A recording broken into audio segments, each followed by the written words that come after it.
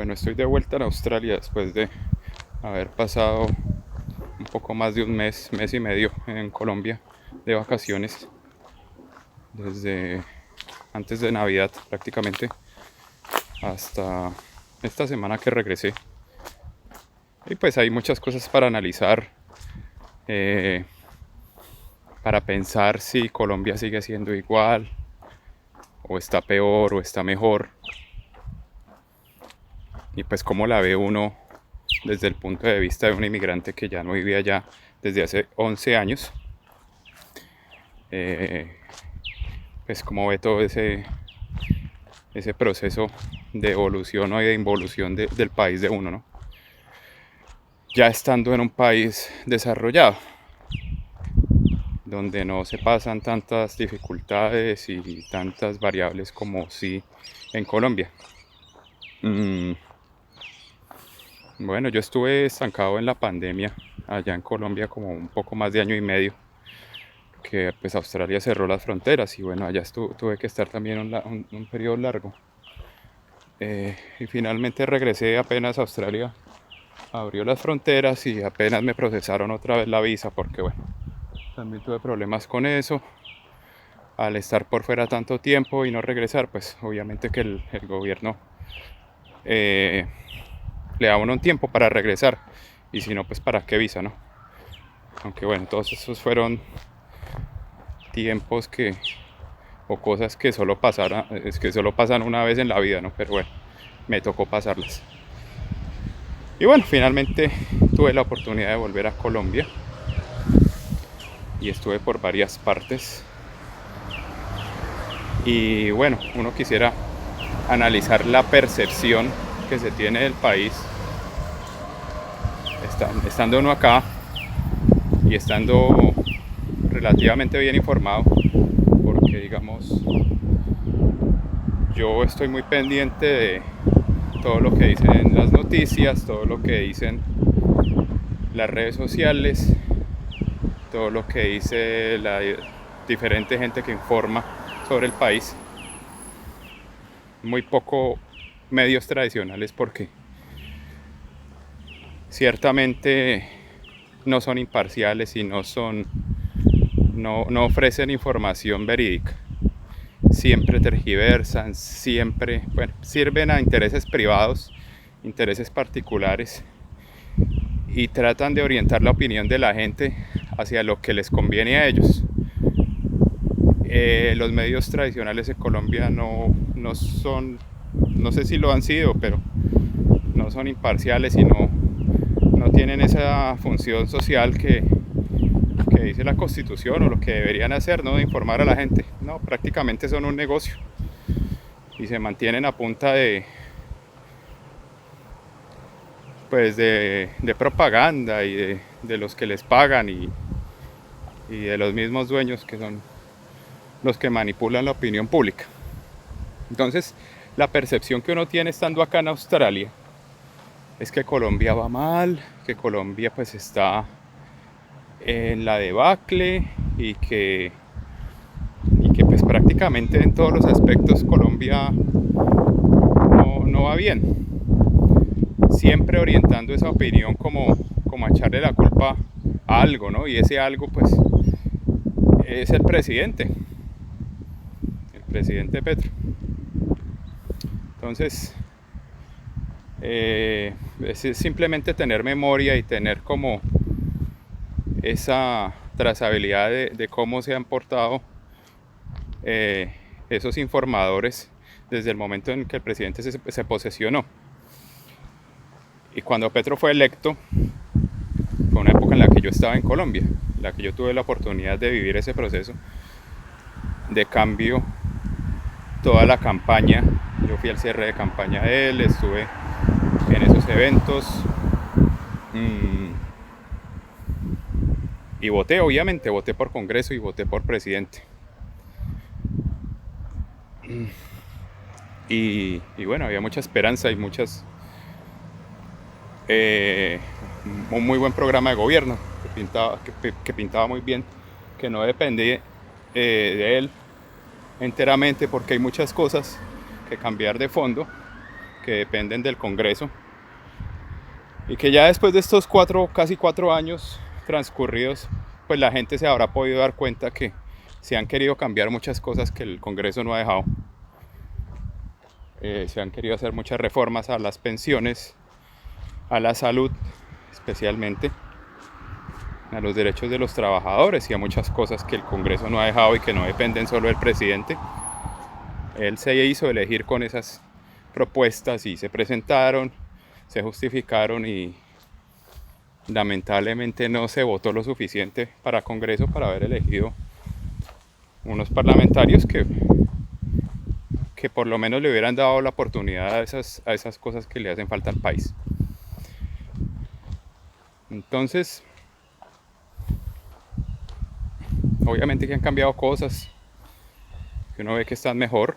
La economía me parece que está excelente en Colombia. Me parece que para ser un país en desarrollo uno ve mucho movimiento. Uno no ve un país estancado, uno no ve un país como en recesión, como la gente tratando de esperar, como de ahorrar, o no, uno ve todo lo contrario, uno ve mucho movimiento. Y estuve en varias partes del país y estuve en una temporada alta como lo es diciembre y enero, principalmente en Bogotá, pero también estuve en Pasto en los carnavales, conocí el eje cafetero, Armenia, Pereira, Manizales, Costa del Quindío, y bueno, y lo que vi fue movimiento. No vi una economía estancada. Por donde quiera que uno fuera, había turismo, había mucho extranjero. En Pasto, el Pasto no le cabía un tinto. Estuve en el desfile magno del último día del carnaval. Es cuando salen las carrozas y bueno, digamos lo más bonito del carnaval. Y son creo que 5 kilómetros desde donde empieza hasta donde termina. Y uno no encuentra un lugar, un solo espacio para verlo. Bregué mucho con mi mamá para encontrar más o menos un espacio donde uno medio pudiera ver las carrozas. Lleno de gente. Entonces, para poderlo ver tocaba llegar como a las 5 o 6 de la mañana y coger buen puesto como cualquier concierto de rock. Entonces, asumo yo que todo Pasto estaba volcado obviamente allá. Mucha gente de Ecuador, me imagino, y de diferentes países. Y la gente comprando espuma para echarse espuma y para tirarse espuma. Y cada tarrito valía como 10.000, 15.000 pesos. Y cada persona con su berraco tarro de espuma. Y uno dice, bueno, yo personalmente no me compraría un tarro de espuma. Prefiero comprarme algo de comer, ¿no? Algo así, pero pues sí, finalmente es un carnaval y eso es lo que hace la gente en un carnaval. Bueno, entonces eso quiere decir que había plata para gastar hasta en eso. Comida, comercio por todos lados, restaurantes.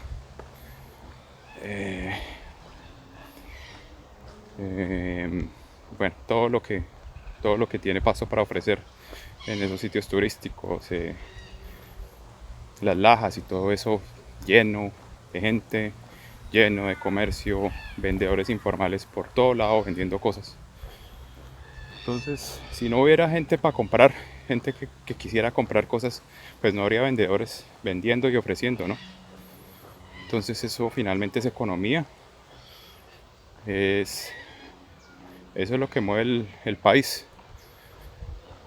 Por donde no conseguí hoteles, no conseguí hotel. Yo traté de reservar como con 2-3 meses de anticipación. No conseguí hotel en Pasto, desde acá. Entonces tocó quedarnos en Ipiales unos días y otros días ahí cerca del aeropuerto, porque en En Pasto como tal no pudimos conseguir hotel. Mm, ¿Qué quiere decir eso? Pues que había mucho turista, mucha gente con mucha expectativa por ese tema y todo estaba sobrevendido y carísimo, o sea, carísimo y aún así la gente tenía plata para pagar. Cosa que hace un año que fui a Roma y que fui a Barcelona y Portugal no me pasó, conseguí hoteles mucho más baratos allá, conseguí vuelos mucho más baratos allá haciendo Europa que en Pasto. ¿Quién se va a imaginar eso? Entonces, si hay gente que pague esos grandes sumas por una habitación de hotel y todas estas cosas, es porque, vuelvo a mi punto, hay plata, hay trabajo y hay con qué pagar todo eso, con qué comprar espuma en un carnaval para botársela a la gente, todo ese tipo de cosas. Entonces en Pasto eso fue lo que vi, prosperidad, gente contenta, celebrando, no vi problemas, no vi altercados, no vi inseguridad, que de pronto sí la hay como en todo lado, me imagino, pero eso no fue, digamos, una variable que, pues para preocuparse, ¿no? Yo no vi en ningún momento, me sentí inseguro, nada de eso, me sentí muy bien. Y iba con mi mamá y bueno, la pasamos muy bien. Luego en el eje cafetero lo mismo. Armenia sí la encontré un poquito como descuidada, no me gustó mucho. Eh, como mucha habitante como de calle por la noche en los parques y no sé, no me pareció una ciudad así como muy segura. Era prácticamente como estar en el centro de Bogotá de noche, entonces no me pareció así como muy bonita. Pero igual tampoco tuve problema de seguridad ni nada de eso. Eh, Pereira sí me pareció muy... eh, se nota que hay mucha plata allá, yo no sé si hay mucho lavado de la plata del narco o qué, pero vi mucho local muy digamos, de alto turmeque, digamos, tiendas de ropa pero de muy buenas marcas, bicicleterías de muy buenas marcas, eh, restaurantes de muy buenas marcas, como todo como muy fino, como todo muy pupi.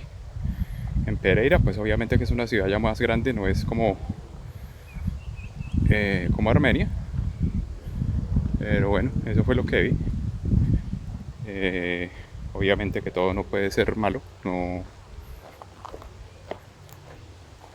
me refiero que todo tenga que ser lavado del narcotráfico, pero pues eh, bueno, allá empezó, o de allá digamos, de esa zona del Quindío, y eso era Carlos Leder y bueno, toda esta gente, y no es ningún secreto que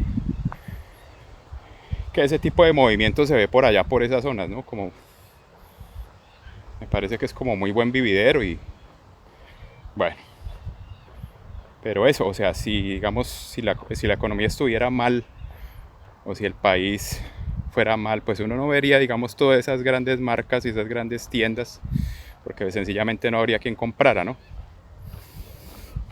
Entonces, o una cosa o la otra. Todos esos negocios que yo vi son de lavado del narcotráfico y en realidad no es que vendan mucho, o en realidad si hay gente que tenga para pagar todas esas cosas que tiene, digamos, una ciudad como Pereira para ofrecer.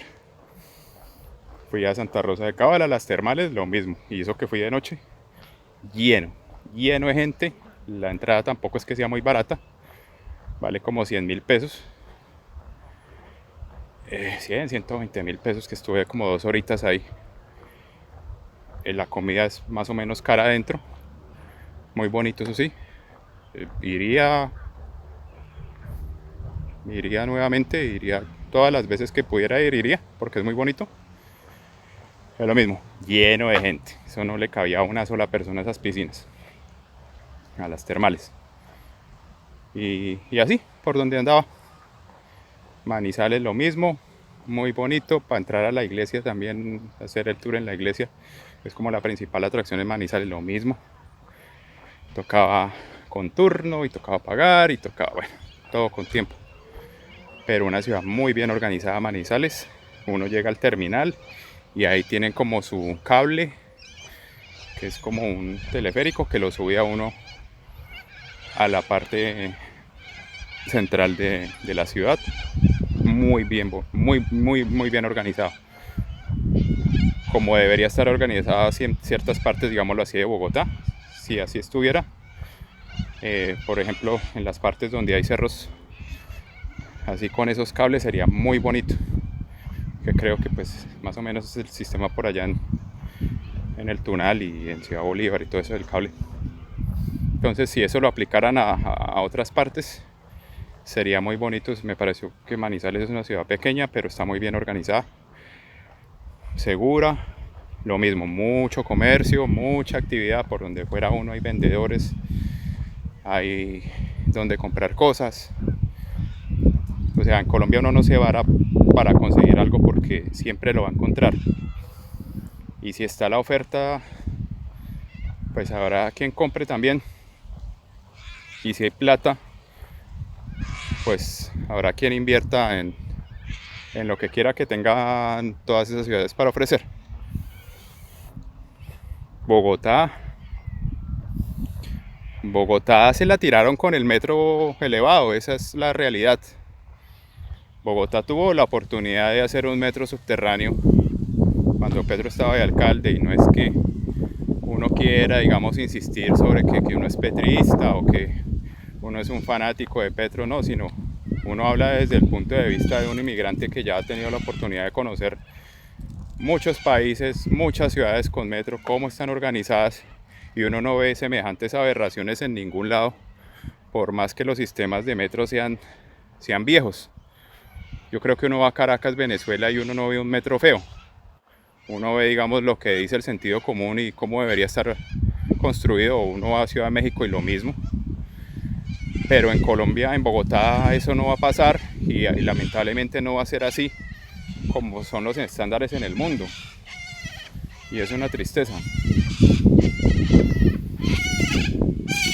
Hasta ahora es la primera línea, pero ya empezaron mal. La Caracas da lástima pasar porque inclusive cuando estaban las troncales de los buses, pues por lo menos eran vías para la gente. Ahí pasaban buses y la gente, yo me acuerdo que uno cogía un bus en la Caracas y se movilizaba y listo. Y trancones y todo lo que fuera, y smog. Pero eso no ha cambiado. Cambiaron los buses por los Transmilenios, que van un poquito más rápido, pero nada más. El metro que están haciendo es un pedacito ahí, esos son que como 15 kilómetros, algo así. No, no está bien, no está bien estructurado. No entiendo por qué la primera línea debería ser como la columna vertebral de ese metro, desde donde salgan más líneas en el futuro. Y la columna vertebral de Bogotá ciertamente es la autopista y la Caracas. Es desde donde uno puede llegar desde el norte de la ciudad, prácticamente desde la Caro, si se quiere, hasta, no sé, hasta la autopista sur, si uno se pone, digamos, a trazar una línea, o bueno, hasta muy al sur alcanza uno a llegar ahí por la Caracas. ¿Por qué no hacían una primera línea que conectara, digamos, norte y sur en una sola línea larga, en lugar de hacer este tema primero elevado, para hacerle, me imagino, para hacerle el negocio a los del cemento, a los de las varillas, porque eso sí, cada pilote que están haciendo esos es inmenso, son re grandes. Eso no tiene sentido. ¿Por qué no haberlo hecho subterráneo? La gente ni siquiera se estaría dando cuenta de cómo lo están haciendo. Yo siempre pongo el ejemplo que A mí en el 2020, cuando salí de Australia, cuando salí estaban haciendo otra línea acá en Perth, donde vivo, al aeropuerto, porque esa línea no estaba. Uno no podía llegar al aeropuerto en metro porque no había. Entonces estaban haciendo una al aeropuerto, de conectar a otra línea que hay acá de Guildford al aeropuerto. Una línea, no sé, como de 15 kilómetros, algo así, subterránea. La gente nunca se dio cuenta cuando hicieron eso. Yo cuando regresé como 2 años y medio después ya estaba hecha, ya estaba funcionando. Pero cuando la empezaron a hacer, la gente no, eso no tuvo mayor impacto en la movilidad. Porque era subterráneo y no tuvieron que cerrar nada. Abrieron un hueco, me imagino, en un punto A y salió a un punto B. Y cuando estuvo listo se inauguró y eso es una belleza, como quedó. Tuve la oportunidad de estar en Estados Unidos. Las líneas elevadas es donde están los barrios más feos de Los Ángeles, por ejemplo. Uno se va para los barrios bonitos, Hollywood, o si uno quiere ir a Universal Studios, por ejemplo.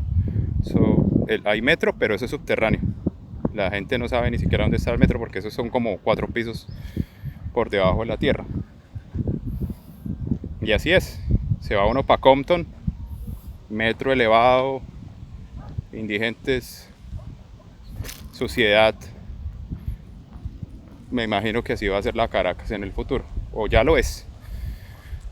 Y eso fue lo que vi en Bogotá. No vi actividad, no vi que eso progrese, no vi gente trabajando, vi los tales pilotes ahí que están poniendo. Barrial, máquinas, todo el caos que causa y el impacto que tiene hacer una línea es la Caracas exclusiva para el Transmilenio, porque por donde iban los carros particulares ahora va Transmilenio. Y ya, no sé eso cuántos años más va, como que hasta el 2028 creo que va eso, esa obra de un metro muy corto que no va a solucionarle nada a la gente, simplemente como por decir que Bogotá tiene metro como las demás ciudades principales del mundo y ya. Pero eso no, había licitación para la segunda línea y nadie se le midió a hacer eso. Entonces eso quiere decir que van a pasar quién sabe cuántos años más para ver si a alguien se le mide hacer otra línea que conecte, no sé, la 72 con Suba o algo así, que finalmente sea subterránea, ojalá. Pero ya lo que era la columna vertebral de Bogotá ya quedó mal hecha. Entonces eso va a ser inviable la ciudad, porque lo que más estanca a Bogotá ciertamente son los trancones. Y en Colombia, y particularmente en Bogotá, todo se compensa con tiempo, con el tiempo de la gente. Entonces si la gente quiere ir a algún lado, le toca invertir harto tiempo, harto esfuerzo, tiene que salir con harta anticipación, porque todo es una incertidumbre. Uno sale a esperar un alimentador, no pasa. Sale a esperar un bus del SITP, tampoco pasa. Llega uno a un portal a coger un alimentador, tampoco pasa. Entonces, la única que le queda a uno es coger un taxi o un Uber e invertir 3-4 veces más de lo que vale el pasaje. Transmilenio está supremamente mal diseñado y siempre lo ha estado. ¿Cómo es posible que uno esté, digamos, en el portal El Dorado y quiera llegar al portal del norte y no lo puede hacer en un solo bus? Le toca a uno, le toca a uno bajarse una aplicación que le calcule cuántos transbordos tiene uno que hacer. Resulta que no, que le toca bajarse a uno en Toberín, porque es que no hay un Transmilenio que lo lleve de portal a portal. Eso no pasa en un sistema de transporte. Aquí uno está en una línea de metro y quiere llegar al fin de la otra y lo puede hacer uno en un solo tren casi siempre. Esos transbordos no tienen sentido. Como por qué un bus de esos tiene que parar en Toberín, porque no va hasta el portal, que es hasta donde va la mayoría de la gente, Entonces, ese tipo de cosas son frustrantes.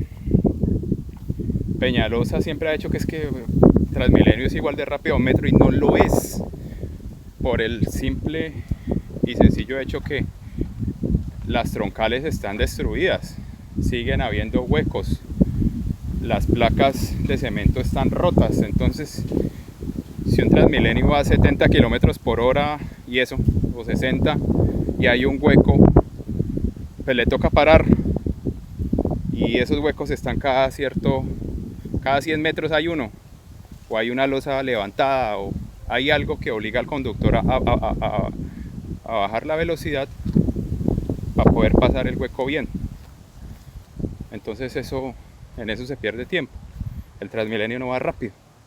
Se tiene la sensación que va rápido, pero no lo va porque le toca parar cada rato para poder coger un hueco, o hay un semáforo o alguna cosa. Eso no tiene sentido. Y ni hablar de los SITP. Eso no lo sabe usar nadie. Yo prácticamente llegué como turista,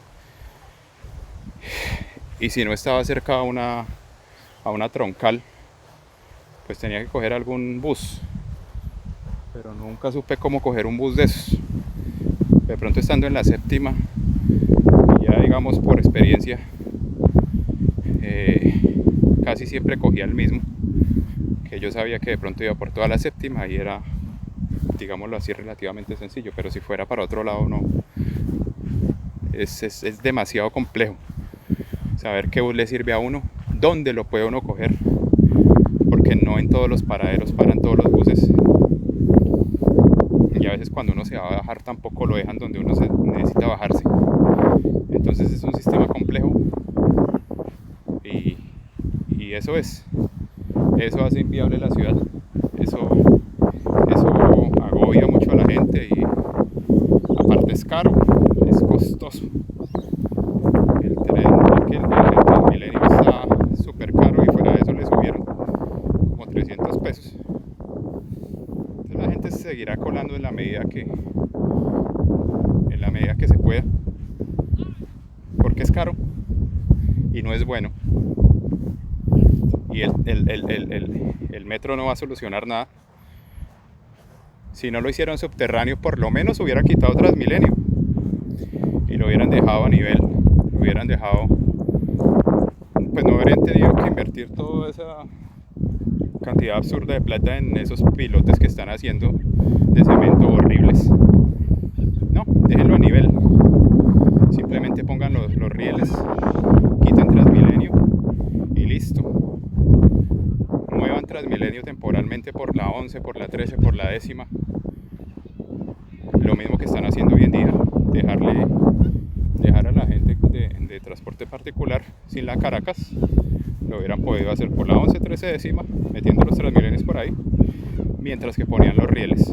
Y eso lo hubieran podido hacer por ahí en una tercera parte del tiempo que están invirtiendo ahorita haciendo esos pilotes horribles.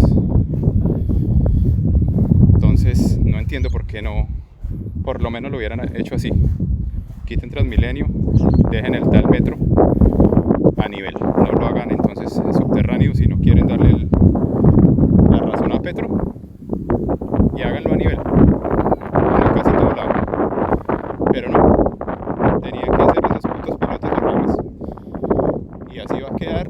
Y la gente se dará cuenta con el tiempo que eso no funciona, porque en ninguna parte del mundo es así. Uno que ya ha tenido la oportunidad de ver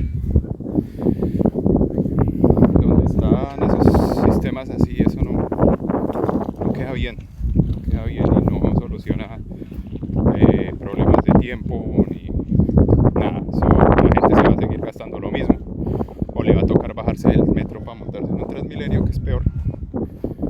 Y bueno, eso se va a volver en un sistema mixto ahí que no le va a solucionar nada a la gente. En lugar de hacer un metro grande por la Caracas, por el piso, no elevado. Pero bueno, así se tiraron la ciudad, y solo por ese hecho Bogotá ya no va a dejar de ser una ciudad eficiente, por lo menos por los próximos 100 años. No sé. Mucha basura, falta de cultura. Pues siempre lo ha sido, pero eso fue lo que vi. Bueno, pero en general la economía me parece que está bien. Darse una vuelta por la séptima en el centro, uno se da cuenta de eso. Hay mucho vendedor, mucha gente ofreciendo muchas cosas. Hay plata, la gente está comprando, la gente tiene plata para comprar cosas, para comprar comida, para comprar postres, para comprar chucherías, y todo eso mueve la economía y la gente se defiende como puede. Entonces, la reforma laboral que tanto están pidiendo para sacar a la gente, digamos, de la informalidad, pues eso no lo soluciona una reforma laboral. Primero, tratemos que a la gente le paguen por lo menos bien, los que ganan el mínimo, y miremos a ver si de verdad eso afecta la inflación y todos estos temas que no ha pasado. Entonces yo no entiendo cómo es que ahorita viene un magistrado a tratar de tumbar el aumento del mínimo. Toda la gente ya estaba contenta con ese mínimo que ya por lo menos le da dignidad a la gente, y pues por lo menos los que ganan el mínimo ganan algo que valga la pena para compensar todas esas otras penurias de las que ya hablé. Tuve la oportunidad de ir a un centro comercial en quincena, en la última quincena de enero, a comprar un par de cosas ahí en el centro comercial Santa Fe, y la mitad del tiempo se me fue haciendo fila en una caja para pagar 3 cosas. Entré al Jumbo a comprar 6 productos, traté de usar la caja rápida y me demoré 20 minutos en la fila de la caja rápida. Entonces ahí es donde uno ve que las empresas no están invirtiendo en servicio al cliente, siguen dejando la misma gente ahí, y que el usuario pues que se aguante, en lugar de poner más cajas o tratar de hacer el tema más eficiente. Pues no. Entonces, si están vendiendo harto, ¿por qué no meter más cajeros o tratar de hacer el sistema de pago más fácil para evacuar más rápido la gente? Pero no, como digo, todo en Colombia se compensa con el tiempo, y eso es terrible porque el tiempo es lo único que no se recupera. Entonces me gasté como 25 minutos más o menos en la caja rápida del Jumbo un domingo, precisamente porque había bastante gente comprando cosas. Luego salí ahí al lado a comprar un sartén en Imusa. Lo mismo. Yo creo que se subestiman, dicen, no, bueno, esto es un negocio pequeño donde vendemos ollas, sartenes, no necesitamos más de una caja. Habían como 6-7 personas pagando ahí sus ollas, sus sartenes, sus cosas. Lo mismo, me gasté como entre 15 y 20 minutos para poder pagar un sartén que iba a comprar. Y todo el mundo se preguntaba, venga, ¿por qué no tienen otra caja ahí por si acaso cuando esté lleno? Pues cojan a uno de los vendedores y pónganlo ahí a facturar. Entonces, bueno, los negocios no están invirtiendo en eso. No les importa. No les importa el tiempo del consumidor. Y finalmente entré a Crepes and Waffles a comerme un helado, que quería comerme un helado. Lo mismo, como entre 25 y 30 minutos pagando el helado y esperando mi turno para que me llamaran para poder escoger los sabores y que me lo dieran. Y hay 2 Crepes and Waffles, uno en el primer piso y otro en el tercero, creo que es, en la plaza de comidas. Lo mismo. Entonces, una vuelta que yo pensé que la iba a hacer en 1 hora, resulté gastándome 3, más que todo por eso. Entonces, ese era el mes donde a la gente le pagaban por primera vez su salario vital de más o menos 2 millones de pesos con auxilio de transporte. Pues claro, todo el mundo ya tenía por lo menos con qué salir a comprarse algo, darse un gustico, y eso fue lo que yo vi, la primera quincena de un salario decente, y esos fueron los problemas que yo vi. Pero entonces, impacto negativo del salario mínimo no lo veo, todo me parece muy positivo.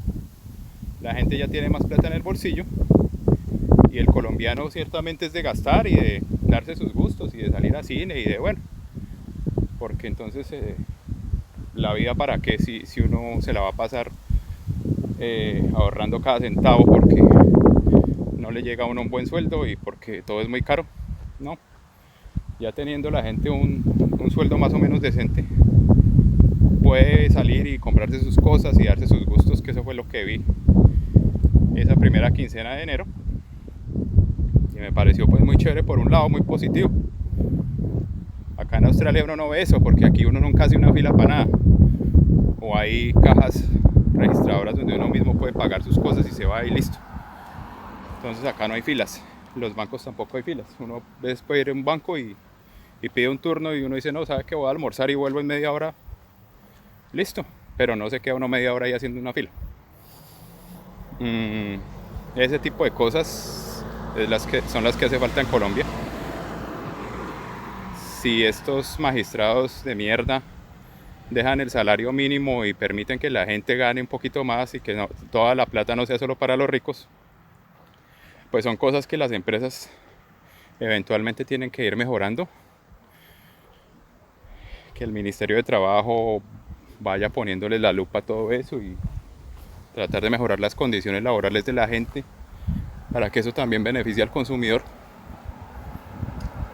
Y bueno, pero en resumen, vi gente con plata, vi gente gastando, no vi una economía estancada. Por donde quiera que fui había actividad comercial. Entonces, ¿qué es lo que dicen los medios o qué es lo que alegan todos estos panelistas de Blue Radio y de Caracol y toda esa gente pérfida que tienen en los medios tradicionales de comunicación, a toda hora metiéndole miedo a la gente, diciendo que es que Petro tiene mal el país y que la economía y que la seguridad y que no sé qué? Pues hay problemas que siempre van a ser intrínsecos al país y que son muy difíciles de mitigar completamente. Pero las cosas que se han tratado de hacer, las cifras las respaldan. Y yo no sé si se volverá un dicho, pero a la final el tiempo siempre termina dándole la razón a Petro, con las reformas que hacen falta, con las cosas que no dejaron hacer, con las cosas que quiso hacer en el pasado, como el metro subterráneo. No es por ser pesimista, pero cuando eso esté listo, la gente se va a dar cuenta que le metieron los dedos a la boca. Y que, por ejemplo, Galán ahorita se la pasa es haciéndole propaganda al tal metro, que eso cuando esté listo la gente va a decir, oiga, pero nos metieron los dedos a la boca y esto no le soluciona. Ahí seguimos viajando apretados y nos seguimos gastando al mismo tiempo. Eso no va a funcionar. Pero bueno, las cosas positivas son esas. Y bueno, yo creo que la gente de todas maneras ahí se va concienciando para las elecciones y tratar de sacar por lo menos todos esos senadores que no hacen sino show y que se la pasan es hundiendo las reformas que necesita el país. Aquí en Australia, como digo, eso no se ve. Y aquí la gente sí pelea por las cosas que necesitan. Los trabajadores lo mismo, se ponen de acuerdo. Hay como sindicatos y todo este tipo de cosas que son tan satanizados en Colombia, no. Aquí le van a mejorar las condiciones de trabajo a alguien. Todos los sindicatos se ponen de acuerdo, llegan a alguna negociación, pero la gente no se deja joder. Y las cosas acá funcionan. Se pagan altos impuestos, eso sí, pero funcionan. No se juega con el tiempo de la gente, no se pierde el tiempo en muchas cosas como en Colombia sí. Si uno va a salir a coger un bus, uno sabe exactamente a qué horas pasa. Entonces uno puede prever todo eso. allá es a donde tiene que llegar Colombia, pero la gente no sabe cómo funcionan las cosas por fuera. Entonces por eso le comen tanto de lo que dicen los politiqueros o Uribe y toda esa plaga que siempre ha estado ahí en el poder, que son parásitos. Ellos son multimillonarios y ellos siempre, todas esas riquezas que tienen es porque las ha conseguido a costa del trabajo de los demás. Y cuando llega una persona a darle dignidad a la gente, para que tenga por lo menos un salario para más o menos, un salario digno para más o menos poder sobrellevar todas esas dificultades en Colombia, llegan es a ponerle trabas, a tumbar todo lo que se hace, a dañar todo lo que se hace. Y eso es lo que causa tantos problemas en Colombia de división y de tantas violencias que existen. Si la gente tuviera por lo menos lo mínimo, de pronto hasta se les daba otra oportunidad para que siguieran gobernando, pero es que eso no pasa. Aquí se le da la oportunidad a los que hacen las cosas bien y de pronto se eligen. En Colombia se tiene que estar mal para justificar las elecciones y todo esto. Entonces eso es lo que yo he visto, que en Colombia esas zonas que por ejemplo donde no hay agua, llegan los politiqueros con tanques de agua que sacan de los mismos hidrantes a comprar votos, con cosas mínimas que la gente debería tener.